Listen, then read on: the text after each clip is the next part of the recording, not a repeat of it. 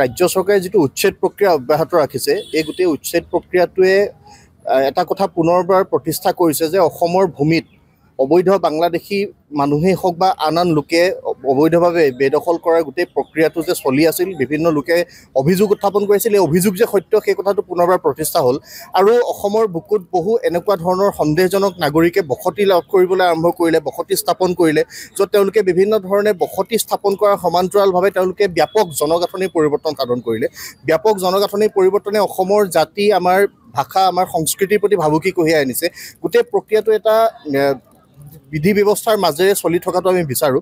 আৰু উচ্ছেদৰ এই বিষয়টো যাতে চমক নহয়, নিৰ্বাচনৰ বাবে যাতে চমক নহয়, শাসক বিৰোধী কোনেও যাতে এই উচ্ছেদক লৈ ৰাজনীতি নকৰে, তাৰ বাবে আমি সকলোকে আহ্বান জনাইছোঁ। আৰু এই উচ্ছেদ অভিযানৰ যোগেদি সকলোবিলাক ভূমি বেদখলমুক্ত হ'ব লাগিব, যিহেতু অসম চুক্তিয়েও অবৈধ বেদখল মুক্ত কৰাৰ কথা কয়, সত্ৰৰ ভূমি বেদখলৰ মুক্ত কৰাৰ কথা আছে, আন আন যিবিলাক ঐতিহ্যৰ স্থান আছে সেই স্থানসমূহত উচ্ছেদ হোৱাৰ প্ৰয়োজনীয়তা আছে।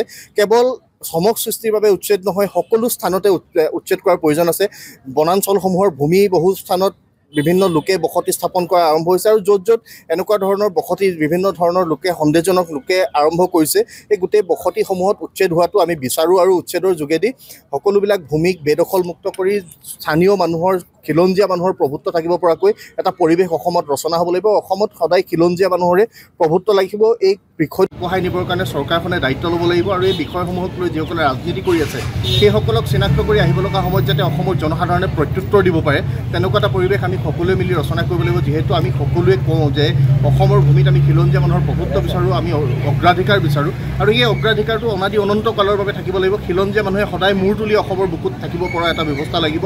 আৰু এই উচ্ছেদ অভিযানক লৈ ৰাজনীতি নকৰিবৰ কাৰণে সকলোকে সকীয়াই দিছোঁ। আৰু উচ্ছেদটো যাতে ৰাজনৈতিক চমক সৃষ্টি এটা কাৰোবাৰ নহয়, তেনেকুৱা ধৰণৰ ব্যৱস্থাৰে আগবাঢ়ি যাবৰ কাৰণে আমি সকলোকে আহ্বান জনাইছোঁ।